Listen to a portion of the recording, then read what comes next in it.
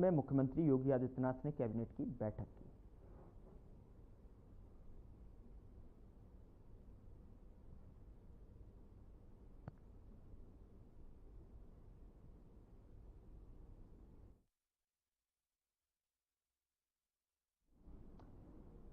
कई अहम मुद्दों पर इस बैठक में चर्चा हुई। यहाँ पर लोक भवन में कैबिनेट की बैठक के दौरान कई महत्वपूर्ण बिंदुओं पर चर्चा यहाँ पर की गई है।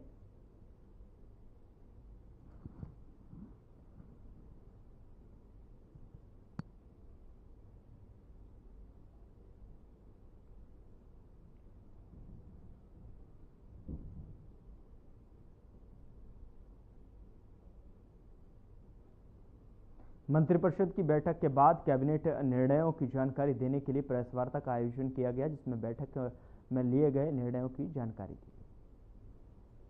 आज की प्रेस वार्ता में हम आप सभी लोगों का स्वागत करते हैं।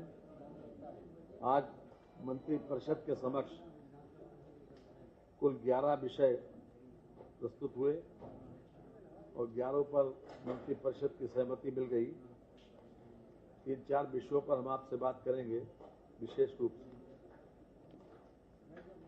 एक विषय खास तौर से हम आज नया विषय आया है, जिसके लिए मैंने विशेष रूप से अपने प्रमुख सचिव चिकित्सा शिक्षा को बुलाया। उत्तर प्रदेश वैश्विक क्षमता केंद्र नीति। नहीं, हाँ, ये बात सही है। औद्योगिक उत्तर प्रदेश स्टेट कैरेज बस अड्डा कॉन्ट्रैक्ट कैरेज व all India tourist bus park स्थापना एवं विनियमन नीति 2025 की मंत्रिपरिषद ने आज सहमति दे दी। ये हम सब जानते हैं कि लगातार जो उत्तर प्रदेश में हमारी कनेक्टिविटी बढ़ी, इंफ्रास्ट्रक्चर बढ़ा, तो उसके साथ साथ बसों की संख्या बहुत ज़्यादा बढ़ गई और बसें जहाँ तहाँ खड़ी होती हैं। यहाँ तक कि जो यूपीएसआरटीसी की बसें हैं और जो हमारे पुराने बस अड्डे बने हुए हैं, उनमें भी इतनी जगह है कि उसके बाहर भी बसें खड़ी हो जाती हैं। तो आवश्यकता को देखते हुए आज परिवहन विभाग की ओर से ये विशेष नीति प्रख्यापित की गई है, जिसमें विशेष रूप से प्राइवेट पार्टिसिपेशन के माध्यम से ये व्यवस्था की जा रही है कि 2 एकड़ जमीन पर प्राइवेट बस एक स्टैंडिंग बस अड्डे की व्यवस्था की जाए ताकि गाड़ियां उस पर खड़ी हो सकें, क्योंकि कहीं न कहीं गाड़ियों को खड़े करने के स्थान होता है और रात में दिन में कहीं न कहीं बस खड़ी हो जाती हैं, तो उससे दुर्घटना की संभावना भी बढ़ती है और परेशानी भी। इसलिए प्राइवेट पार्टिसिपेशन को शामिल करके इस नीति को आज प्रख्यापित किया गया है। मंत्रिपरिषद ने इसमें सहमति दी। इसके एक कमेटी बनी है जिले स्तर पर, जिस दिन से इसका शासनादेश प्रख्यापित होगा उसी दिन से लागू होगी। इसमें समिति में जिलाधिकारी, वरिष्ठ पुलिस अधीक्षक, नगर आयुक्त या नगर निगम के सचिव, विकास प्राधिकरण, अधिशासी अधिकारी, नगर पालिका परिषद के या नगर पंचायत के सचिव, संबंधित तहसील के उप जिलाधिकारी, संबंधित सर्किल के पुलिस क्षेत्राधिकारी, सहायक संभागीय परिवहन अधिकारी, प्रवर्तन सहायक क्षेत्रीय प्रबंधक परिवहन निगम, अधिशासी अभियंता लोक निर्माण विभाग, अध्यक्ष नियामक प्राधिकारी, जिलाधिकारी के द्वारा नामित कोई विषय विशेषज्ञ। इस प्रकार से 9 सदस्यीय कमेटी ये इसके सामने एक प्रार्थना पत्र दिया जाएगा और इस प्रकार की व्यवस्था, ताकि वाहनों को, इस प्रकार की बसों को खड़े करने में असुविधा न हो। जी जी, वो निगोशिएबल है। 5 किलोमीटर की दूरी से ज़्यादा नहीं होनी चाहिए और 7 किलोमीटर जहाँ बस जाए उसकी चौड़ाई होनी चाहिए और 2 एकड़ ज़मीन। ये कुछ बातें हैं प्रिलिमिनरी, उसके बारे में हमने आपको जानकारी दी। और ये जिस दिन से इसका शासनादेश प्रख्यापित होगा उसी दिन से ही लागू होगा। ये मंत्रिपरिषद के समक्ष एक पहला विषय आज आया था। दूसरा विषय जिसके लिए हमने आपको खास तौर से आज बुलाया है कि उत्तर प्रदेश वैश्विक क्षमता केंद्र नीति, ये भी अपने आप में बहुत इनोवेटिव है। इसके बारे में मैं अनुरोध करूंगा अपने प्रमुख सचिव श्री आलोक कुमार जी द्वितीय आलोक कुमार द्वितीय, वर्तमान में आप औद्योगिक विकास देख रहे हैं, इनसे अनुरोध करेंगे कि वो भी विशेष रूप से जानकारी दे दें। एक मिनट पहले माननीय मंत्री जी से अनुरोध करेंगे कि दो विषय आपके हैं। एक नगर निगम का है जिसमें इसी प्रकार का एक व्यवस्था नगर निगमों में भी की जा रही है, तो उसमें भी पार्किंग की व्यवस्था की जा रही है नगर निगम का। और दूसरा एक पावर का है कि हमने जो पावर परचेज करने की व्यवस्था की है लगभग 1600 मेगावाट की, जिसमें से व्यवहारिक रूप से हमको 1500 मेगावाट मिलेगी। दो विषय माननीय मंत्री जी देंगे और उसके बाद एक विषय और एक विषय हम दें कि ट्रांसफर पॉलिसी इस वर्ष 25-26 की आज मंत्रिपरिषद ने अनुमोदित कर दी। इसमें सामान्य रूप से वही सारे प्रोविजंस हैं जो पिछली बार दिए गए थे। इसमें खास तौर से एस्पिरेशनल डिस्ट्रिक्ट और एस्पिरेशनल ब्लॉक में किसी भी प्रकार से वहां पर कोई खाली न रहे, उसकी व्यवस्था जरूर करनी है। और 1 महीने तक ट्रांसफर पॉलिसी एप्लीकेबल रहेगी, 15 मई से प्रारंभ होकर 15 जून तक। मैं आदरणीय श्री ए.के. शर्मा साहब से अनुरोध करेंगे कि अपने दो विषयों पर। 11वां यह है कि अभी तक राज्य कर को हम कॉमर्शियल विभाग मानते थे, लेकिन आज मंत्रिपरिषद के समक्ष जो प्रस्ताव आया है उसमें सेवारत विभाग भी शामिल हो गया। विशेष रूप से क्योंकि कार्यालयों के लिए जमीन खरीदना होती है, तो जमीन बजाय इसके कॉमर्शियल विभाग के लिए जमीन खरीदना पड़ती थी। अब सेवारत विभाग आ गया, तो इसलिए हम शासन के दूसरे जहां जहां जमीन हमको मिल सकती है निःशुल्क वो हम ले सकते हैं। आप सभी का बहुत बहुत धन्यवाद।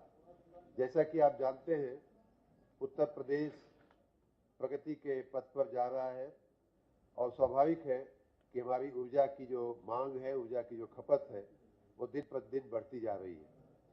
पिछले वर्ष आपने देखा कि 30,000 मेगावाट की पीक डिमांड हम लोग क्रॉस कर गए थे और इस बार भी अगर वही ट्रेंड रहा तो इस बार भी कुछ वैसा ही होगा। इस बढ़ती हुई मांग के मद्देनजर भारत सरकार की जो हमारे इलेक्ट्रिसिटी रेगुलेटर हैं और हमारे यूपीपीसीएल ने मिलकर के एक आने वाले 10 साल का एक पावर प्रोक्योरमेंट का प्लान बनाया हुआ है 2034 तक का। और उसके दृष्टिगत हमने जो मांग आएगी उसके दृष्टिगत जो हमने कैपेसिटी जो हमने अनुबंधित किया है, कॉन्ट्रैक्ट किया है, वो लगभग 47,600 मेगावाट की क्षमता हम ऑलरेडी कॉन्ट्रैक्ट कर चुके हैं। उसमें से 33,000 क्षमता का जो पावर प्लांट्स हैं वो ऑलरेडी कार्यान्वित हो गए हैं और 14,000 की क्षमता के प्लांट जो हैं वो कार्यान्वित होने की दिशा में आगे बढ़ रहे हैं। उसके अतिरिक्त ये पाया गया है कि हमारे पास हमें थर्मल, विंड, हाइड्रो और सोलर सभी संसाधनों से अपनी ऊर्जा की उपलब्धि को बढ़ाना होगा। उसमें विंड भी हम कॉन्ट्रैक्ट कर रहे हैं जहां से भी उपलब्ध हो रही है, हाइड्रो भी कर रहे हैं, सोलर भी कर रहे हैं। अगर मैं और डिटेल में आपको बात करूं तो जो रिन्यूएबल का हमने जो कॉन्ट्रैक्ट और पीपीए साइन किए हैं वो सोलर का 5,000 मेगावाट का, उसमें 5,000 मेगावाट लेना है, 3,000 का पीपीए साइन हो चुका है और 2,000 मेगावाट का बिडिंग प्रोसेस चल रहा है।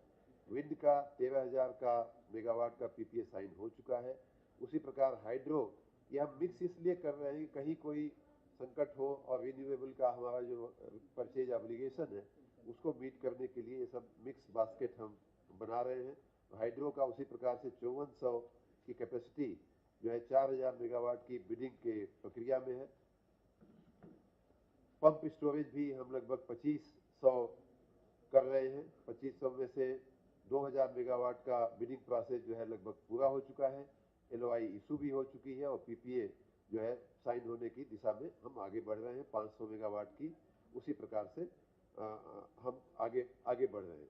और कई स्रोतों से हमें सोर्स कहते हैं कि सोर्स एग्नोस्टिक बोलते हैं उसको, मतलब सोर्स कुछ भी हो हमें बिजली चाहिए। उस तरह की भी लगभग 3000 मेगावाट की हम कैपेसिटी को बिड प्रोसेस में हम आगे बढ़ रहे हैं। अगर थर्मल पे हम आते हैं तो आपकी जानकारी में है कि और रिन्यूएबल में भी इस समय उत्तर प्रदेश राज्य जो है बहुत अच्छा प्रगति कर रहा है। हम लोग काफ़ी उसके पीछे लगे हुए हैं। सोलर प्लांट्स लगाने की दिशा में, पार्क्स बनाने की दिशा में, हर घर सूर्य की दिशा में माननीय प्रधानमंत्री जी का जो योजना है उस दिशा में किसानों के खेतों को सौर ऊर्जा से ऊर्जीकृत करने के लिए PM कुसुम नाम की जो योजना है, अभी कुछ दिन पहले माननीय केंद्रीय मंत्री जी भी आए थे, उन्होंने भी देखा। तो इस प्रकार रिन्यूएबल की दिशा में हम लोग काफ़ी तेजी से आगे बढ़ रहे हैं, लेकिन थर्मल भी हमें लगाना होगा। और उस प्रकार थर्मल की जो हमारी जो आने वाले दिनों के लिए 2034 तक के लिए जो एक अनुमान लगाया गया है, उसमें कहा गया है कि 10,795 लगभग 10,800 मेगावाट की थर्मल हमें लगा लेनी चाहिए। उस दिशा में हमने पिछले दिनों माननीय मुख्यमंत्री श्री योगी आदित्यनाथ जी के नेतृत्व में कई पावर प्लांट्स को हमने ऊर्जीकृत भी किया है, कार्यान्वित भी किया है, जिसमें मेजा 600 मेगावाट का, टांडा 660 मेगावाट का, हरदुआगंज 660 मेगावाट का, ओबरा सी 660 मेगावाट का, जवाहरपुर यूनिट 1 660 मेगावाट की, घाटमपुर यूनिट 1 660 मेगावाट की और खुर्जा 660 मेगावाट की। आने वाले दिनों में हमारे और भी कुछ पावर प्लांट्स जो हैं वो बनकर के तैयार और कमीशनिंग के दिशा में आगे बढ़ रहे हैं और कमीशन हो रहे हैं, जिनमें जवाहरपुर थर्मल की यूनिट 2, ओबरा सी की यूनिट 2, घाटमपुर की यूनिट 2 और 3, पनकी की 660 मेगावाट की और खुर्जा। इस प्रकार हमारा पिछले 6-7 सालों में इस प्रकार के हमने कई पावर प्लांट्स जो थर्मल पावर प्लांट्स हैं उनको कार्यान्वित किया है। पिछले 3 साल में योगी 2 गवर्नमेंट में भी इनमें से कई को हमने ऊर्जीकृत करने की दिशा में काम किया है। उसी के साथ नए पावर प्लांट्स बनाने के लिए और उनसे ऊर्जा प्राप्त करने की दिशा में भी हमने काफ़ी काम किया है। आपको अगर याद हो तो ग्लोबल इन्वेस्टर समिट के समय NTPC के साथ हमने 3 अनुबंध किए थे और उसमें ओबरा डी में 1600 मेगावाट का पावर प्लांट बनाने के लिए हमने NTPC के साथ करार किया। अनपरा ई में भी 1600 मेगावाट का बनाने के लिए करार किया, जिस पर मंत्रिमंडल की मंजूरी भी मिल चुकी है। गृह मंत्रालय ने सभी राज्यों को 7 मई को मॉक ड्रिल आयोजित करने का निर्देश दिया है, ताकि जो है आपको बता दें कि किसी भी परिस्थिति को लेकर नागरिक के लिए सुरक्षा तंत्र की तैयारियां और प्रभावशाली सुनिश्चित की जा सके। ड्रिल के प्रमुख घटकों में हवाई हमले की चेतावनी देने वाले सायरन को सक्रिय करना और शत्रुतापूर्ण हमलों के दौरान नागरिकों को और छात्रों को आत्मरक्षा का प्रशिक्षण देना और क्रैश बैकआउट उपायों को लागू करना, महत्वपूर्ण बुनियादी ढांचे का प्रारंभिक छालावरण शुरू करना और निकासी योजना को अद्यतन और पूर्वाभ्यास करना शामिल है।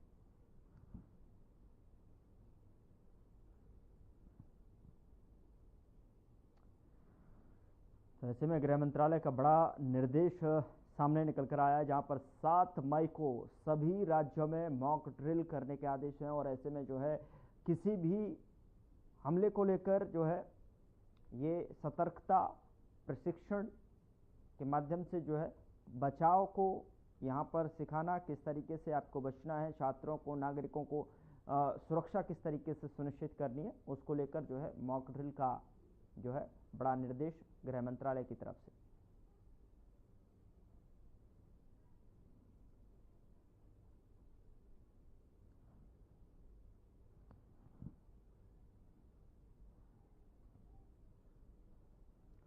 गृह मंत्रालय का बड़ा निर्देश सामने आया है, जहां पर 7 मई को सभी राज्यों में मॉक ड्रिल के लिए आदेश जारी किया गया है। नागरिक की सुरक्षा सुनिश्चित करनी होगी कि किस तरीके से जो है आपात स्थिति में अपनी सुरक्षा को सुनिश्चित किया जाए, चाहे वो आम नागरिक हों चाहे वो छात्र हों, कि किस तरीके से किसी भी परिस्थिति में अपने आप को और अपना बचाव किस तरीके से करना है, किस तरीके से संकट की घड़ी में भी भय से निडर होकर जो है उसका सामना करना है, उसके लेकर बड़ा निर्देश मॉक ड्रिल को लेकर। केंद्रीय मंत्री डॉक्टर जितेंद्र सिंह ने प्रेस कॉन्फ्रेंस की, आइए आपको सुनाते हैं क्या कुछ कहा।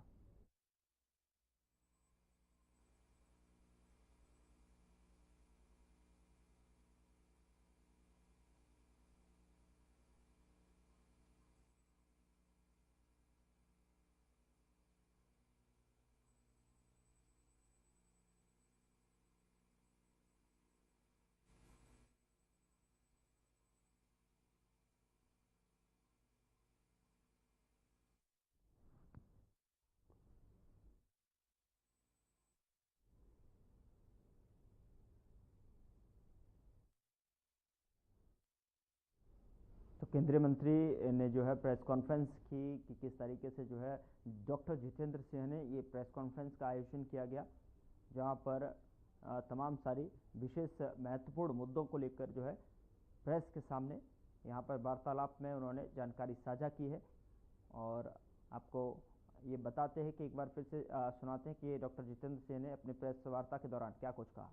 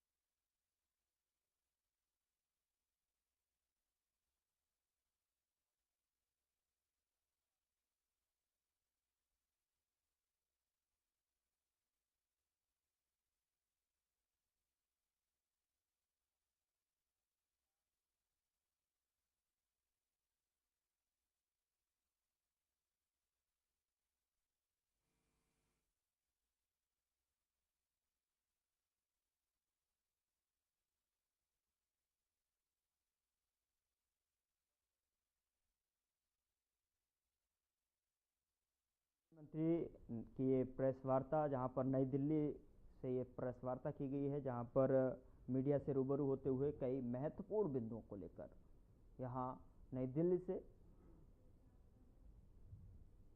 जानकारियां साझा की गई हैं, इसको लेकर नई दिल्ली से डॉक्टर जितेंद्र सिंह ने मीडिया के सामने आए और उन्होंने कई विषयों पर स्पष्टीकरण के साथ में बातचीत की और वहां मौजूद सभी पत्रकारों से जो महत्वपूर्ण सवाल थे उनके भी जवाब देते हुए नजर आए।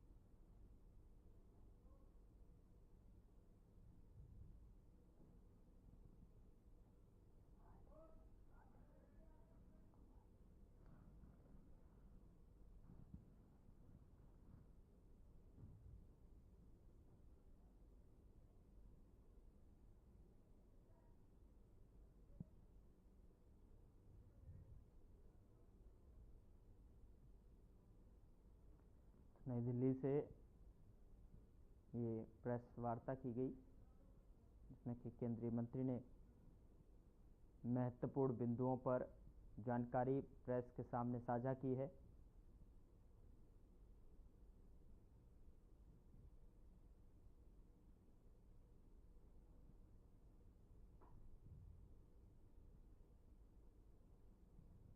स्पेस को लेकर यहाँ पर बिंदुवार तरीके से जानकारी साझा की गई कि किस तरीके से एंड टू एंड मिशन को लेकर जो है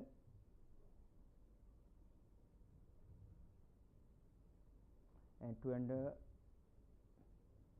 मिशन एंड एप्लीकेशन को लेकर जो है को कैपेबिलिटी एंड डेवलपमेंट्स जो है वो यहाँ पर कहीं ना कहीं क्षमता के रूप में एक बिंदु दर बिंदु यहाँ मीडिया से रूबरू हुए। उन्होंने प्रेस में ये जानकारी दी कि कितनी देखे जो क्षमता है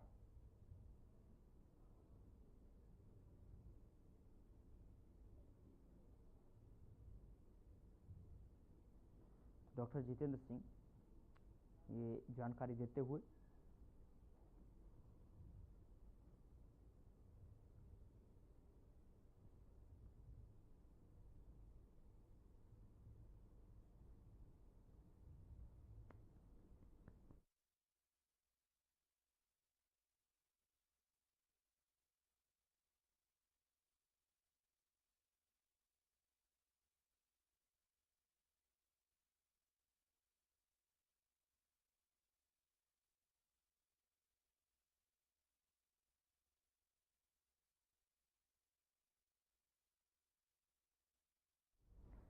दिल्ली में केंद्रीय गृह एवं सहकारिता मंत्री अमित शाह ने नए आपराधिक कानूनों को लेकर जो है कार्यान्वयन की समीक्षा के लिए बैठक की अध्यक्षता की और बैठक में दिल्ली के उपराज्यपाल विनय सक्सेना, सीएम रेखा गुप्ता और गृह मंत्री आशीष सूद जो है मौजूद रहे।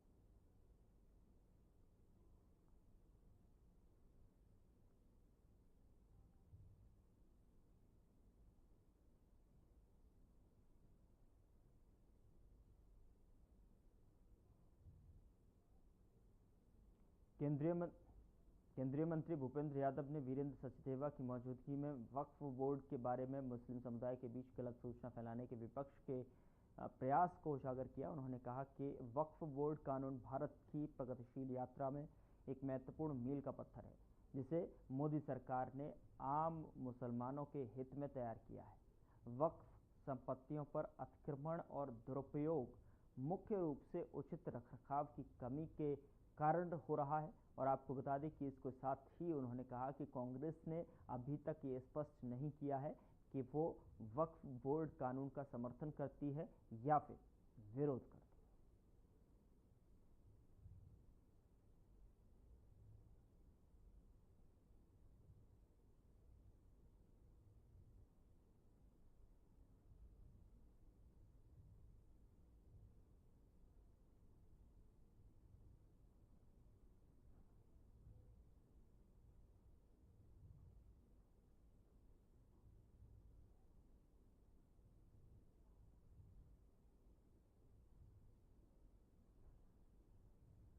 वक्फ बोर्ड को लेकर वीरेंद्र सचदेवा भी इस आयोजन में मौजूद थे और वक्फ बोर्ड को लेकर ये पेशी की गई।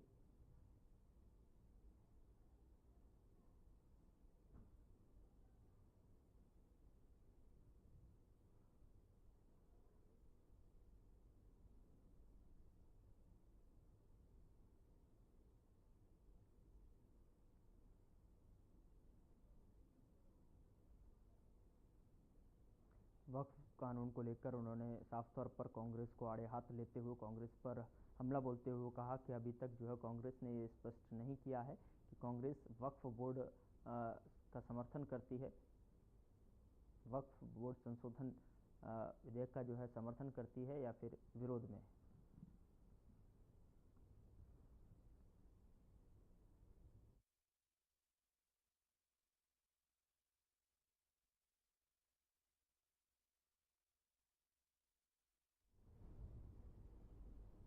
फिलहाल बुलेटिन में इतना ही। नमस्कार।